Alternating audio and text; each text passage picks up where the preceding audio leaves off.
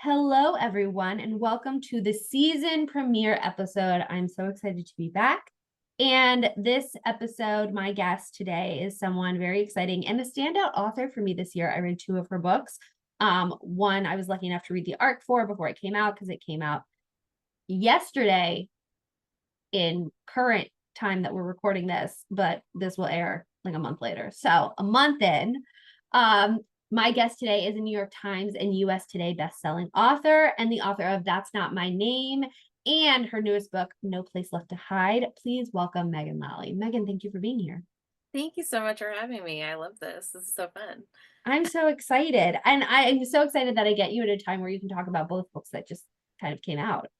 Yeah, before publication, it's very much like, oh, the one that's coming up that I Yeah. can't talk about yet. Yeah. And so technically, as we're recording this, No Place Left to Hide has come out yesterday.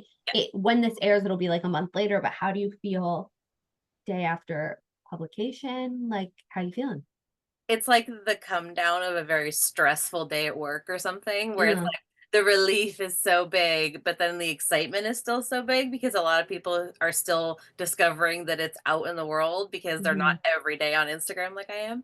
Yep. And so the notifications are still absolutely flooding in like crazy. But it's a really relieving feeling to know that this thing that you work on in the shadows when no one knows what it is yet is now available for all. Um, Yep. it's like out of my hands, you know? It's now it belongs to the readers, which is fun. That's really nice, though. I've heard multiple authors say that where like now it belongs to the readers. And I think that that's a very mature way to look at it. I can't imagine like having that be out there for everybody else to consume and judge and read and like and Oh, all it's that. absolutely terrifying as well. I just try not to think about that part, Yeah. because before it goes out, some people who don't know yet that they're not gonna like it, that hasn't happened yet. Um, True. so that's fine. But also the flip side of that is that there's a lot of people who are going to find this that didn't know about my first one. Um, Mm. and then they get to discover that as well. So all the Yeah. possibilities happen once the doors open. Like I said, you were a standout author for me this year, and I started with That's Not My Name, and then obviously read No Place Left to Hide. And like you said, both are different, but I mean, I don't like a slow burn in any way, shape, or form. So you like hit the ground running with the mystery and thriller aspect, and it was fast paced. And I love kind of a YA or a new adult story. And I ate it up. I think both ones I finished in like 72 hours. It was so I hear that a lot. good. There's a lot of reviews that use unputdownable like again and again and again. It's the Mm. word I see the most. And I kind of stumbled into that because I realized when I was writing the first one that I wanted to end all the chapters on like really awful places. And ended up making like this, well, now I have to read the next chapter. And then I Yeah. did it again with the next one. I was like, I think this is my thing now. And so it's definitely going to be something that continues because I all the ways that I plotted out the third one, every chapter is somehow a little bit worse than the last one, and so it's gonna likely continue. I love that though. I think that that's what keeps us reading, right? I mean, honestly, if I'm reading before bed, of course, I like want to be able to end it on a chapter, but I think for something like a mystery or thriller, you want to just be able to gobble it up and like just in one sitting kind of get And through when it. you're writing crimes, you're writing people doing bad things, you're writing Hmm. about the worst things that happen to people and things that should not be happening to Hmm. teenagers. And so why would you want that to happen on a slow pace? Like you want Yeah. it to feel as dangerous as the story is. So Yeah. the faster you get to the danger, the worse it feels.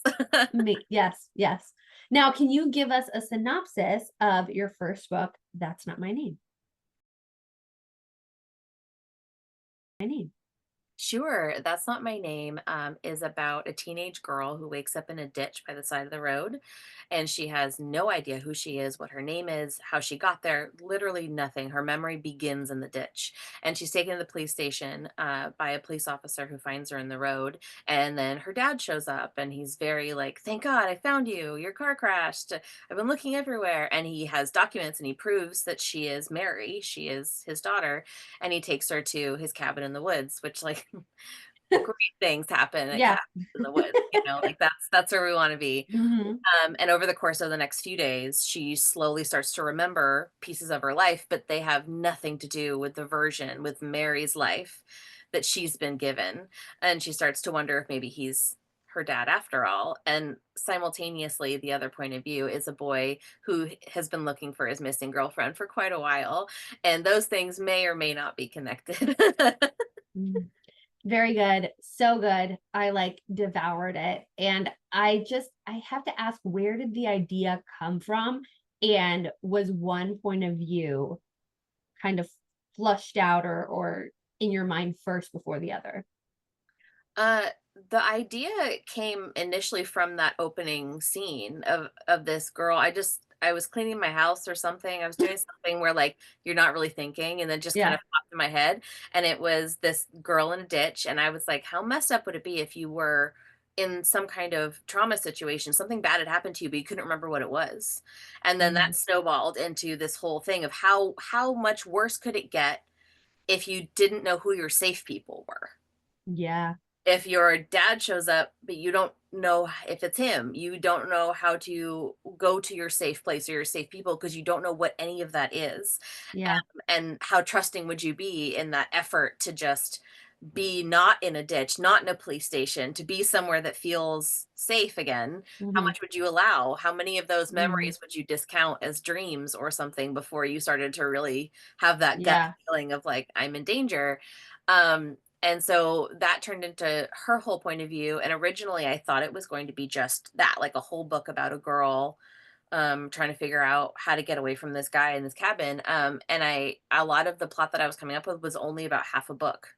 And I was like, if she doesn't know who she is the whole time, then this whole book is going to be just Amnesia City. I need Hmm. somebody who knows what's going on to Yeah. a point. And so then Drew's point of view came about really naturally in that sense of like, who would be looking for a teenage girl? Maybe her boyfriend. And Yeah. so then I would flesh that out to see what was going on in his life. How bad could I make his situation? And Yeah. having him be the center of the investigation back home makes his story very immediate. And Yeah. so then the two wove together in that way where everything that's happening to him is getting worse, but then everything that's happening to her is also getting worse because she's Hmm. remembering more things as he is discovering more things about what happened to her. Yeah. Um, and then the two eventually converge. And things don't go as planned, Yes. because that would be boring. Yep. And it was really fun. It was a Hmm. lot of fun to write that one. Now, one of my questions, I guess, kind of aligns with both books because you write two different point of views in both books. But how is that for you when you're plotting and planning? And are you a plotter and planner? I am a super plotter. Yeah. I go through so many post-its, it's ridiculous. Um, and it's you have to be very organized so that things don't play out in the wrong order, particularly with Mm, No Place Left to Hide, because yeah. unlike That's Not My Name, where it's like two different people with two different Yeah. stories that I have to keep in line. This is the same person with two different timelines, Hmm. but 9 months later, this person is very different than the person she was early because she hasn't had the experiences that changed her yet. And so Yeah. I have to keep that correct in a way Yeah. that doesn't feel like it's flip-flopping too much. And so there's Hmm. a lot of details written down. There's a lot of editing where I have to pull things out and be like, nope, she wouldn't know that yet. Got to take that out. And it's a lot of juggling to make sure that they line up in the end. Hmm. Uh, No, I bet. but the challenge is really fun. Yeah. You're like playing with a puzzle piece. Like, Oh yeah, hmm. constantly. Yes, it's a new book, different puzzle, same process. Now, can you give us a synopsis of No Place Left to Hide, your second book? Sure. I feel like this one's harder to summarize because the whole book is basically a spoiler, but I'll do my best. So like I said, this is dual timeline, and the whole book is from the perspective of Brooke Goodwin, and she is like the Regina George of her high school, but less obviously mean. So I Mhm. guess maybe who would be a better version of her? Probably like season one Brooke Davis. Yes, that's a great example. Okay. So she's got like the Brooks are aligning, right? Yeah. And so Yeah. very driven Brooke Davis, Hmm. who her family legacy is to get into Yale. Her grandfather, her great grandfather, everyone got into Yale. She's at this private school. She's the queen of everything. And it is about um the downfall of basically your dreams coming true, Mhm. because in the beginning of this book she gets into Yale. She finds out her dreams are here. It's all the hard work that she's put in. It's been for something. And so her best friend Jenna convinces her to give up her party ban and go to the beach with her because everyone's having a party. Everyone from this private elite high school that all got into Ivies, they're all partying together on the beach. And so she goes out and it's like the pinnacle. Everyone's celebrating with her and her crush is talking to her and everything's great and wonderful until they get back in the car to drive home.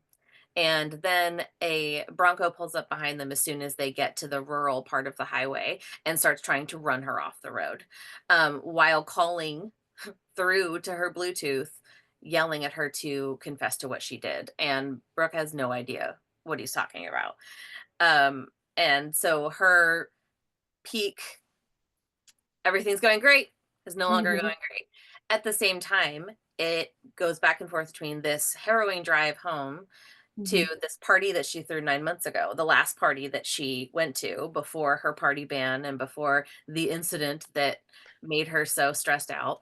And it shows you exactly what happened, what the incident was, and how things went so bad for her when a classmate died at this party.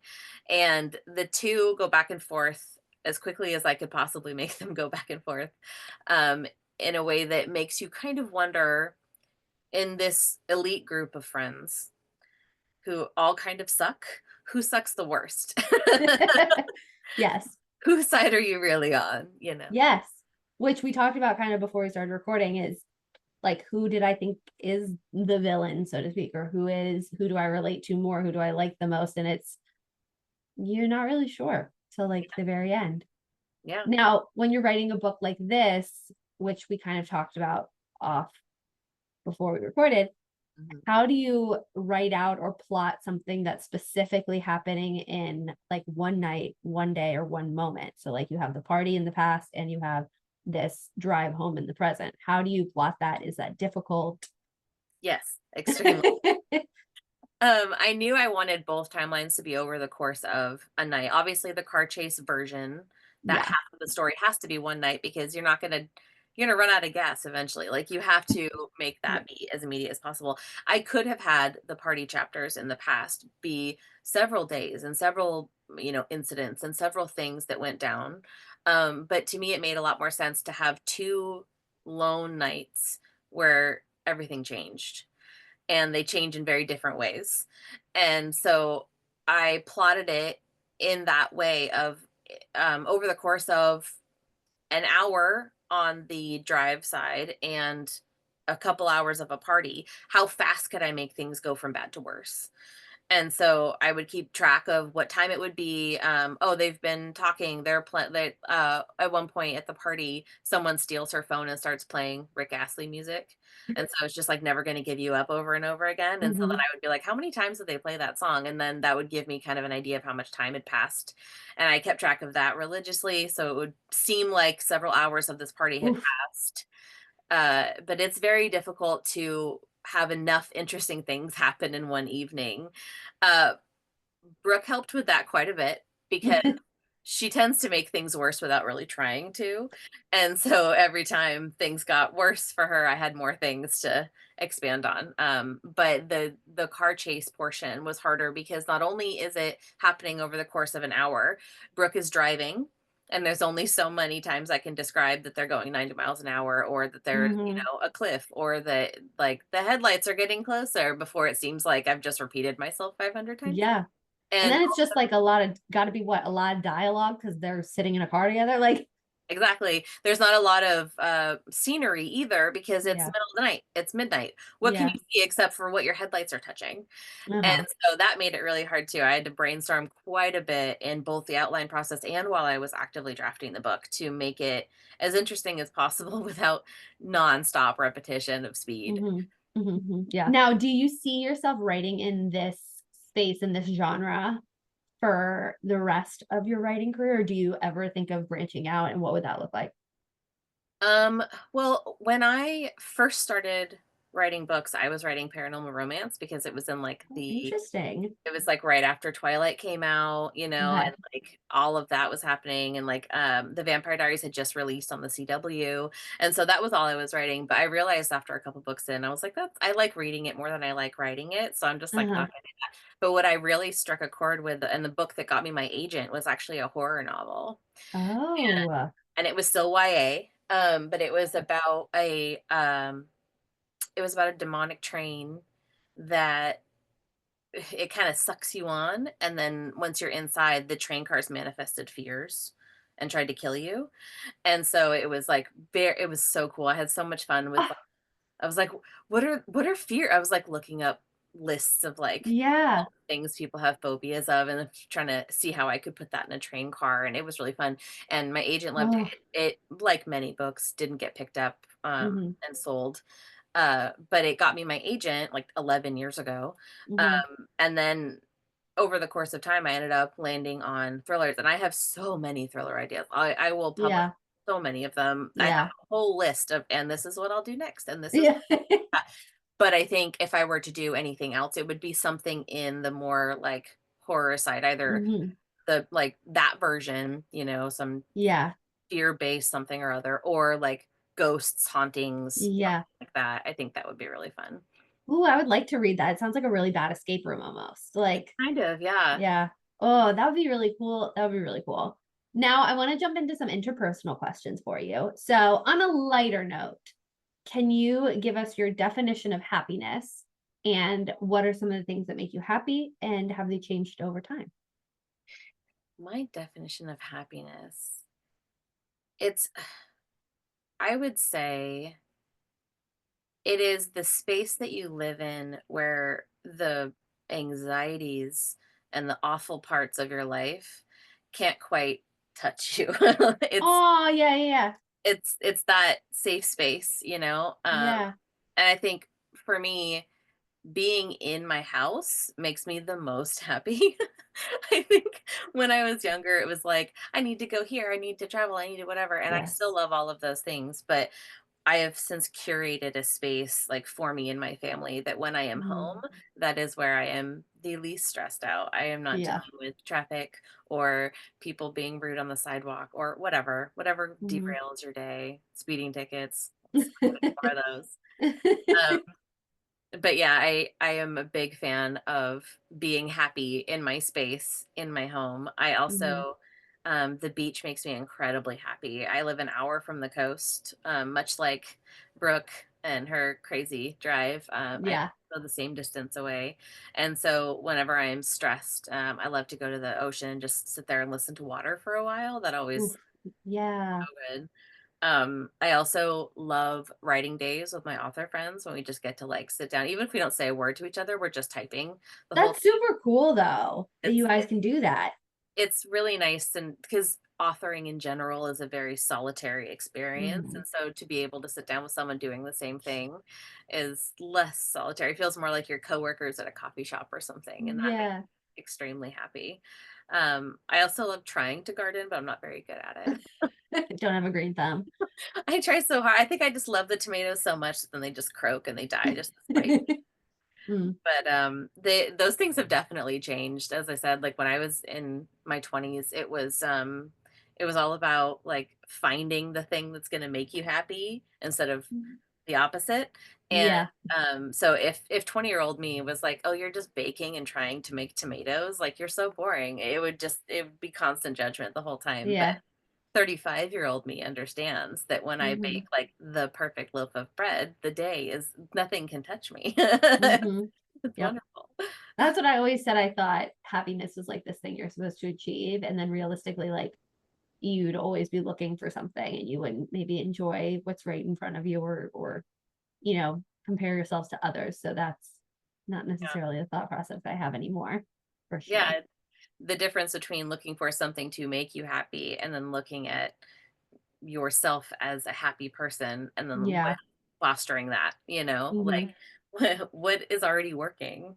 make Hmm. you happy. Let's just do more of that instead of like constantly looking elsewhere for something that's going to affect that feeling. Hmm, for sure. And what are you pursuing in this chapter of your life? I am are we talking publishing or in general? Whatever. In general, publishing, it doesn't matter, up to you. I'm real bored. I think everything I'm pursuing is publishing related at the moment.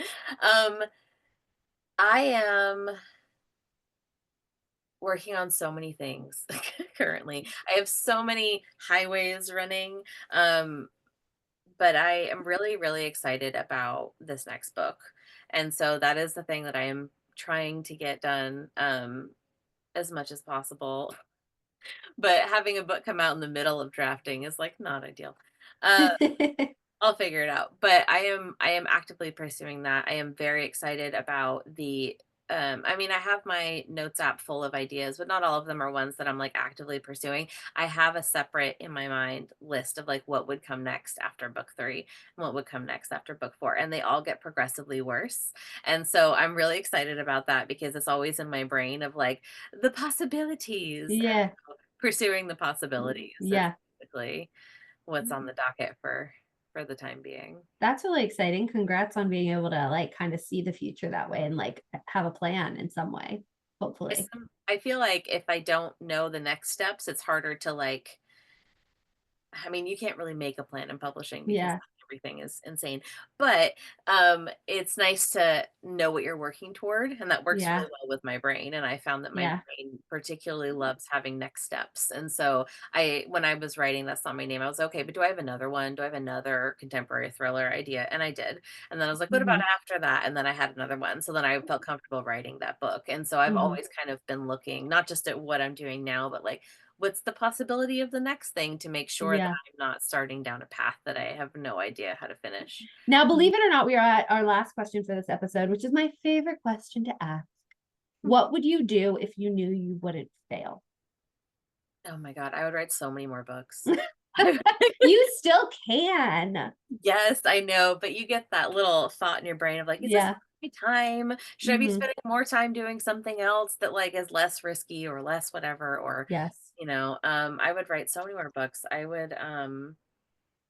god, I would be a totally different person. um, Sure. I also think that I would take more risks in like author spaces.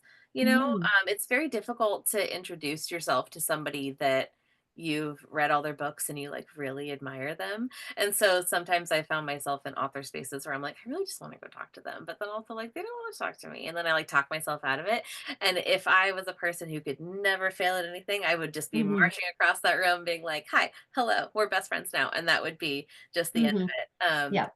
So yeah, if I Yep. if I did not fail, I would be writing a million books and I would introduce myself to everyone. Well, look, you know how you could do that? Start a podcast in which you interview authors and then you live out that dream. Because There we go. that's exactly what I did. Problem I solved. now I knew after I read your first book, I was like, I'm gonna ask her to be a guest so I can talk to her about all the things. And then I like already had that planned. And then I found out your second book was coming out, and I was like, even better, Yeah, even better. Yeah. timing. Megan, thank you so much for being here. I greatly appreciate it. And thank you for giving me any ounce of your time. I had such a good time. This was so much fun. Thank you for having me. And where can everybody find you and where can they get your books? I am on Instagram and TikTok for as long as it lasts. Yeah. They're both under Megan underscore Lally underscore. Mhm. And my books are basically everywhere. Yep. And so Yeah, go out, buy them, thrift books. What is it? Bookshop.org, right. wherever you get your books.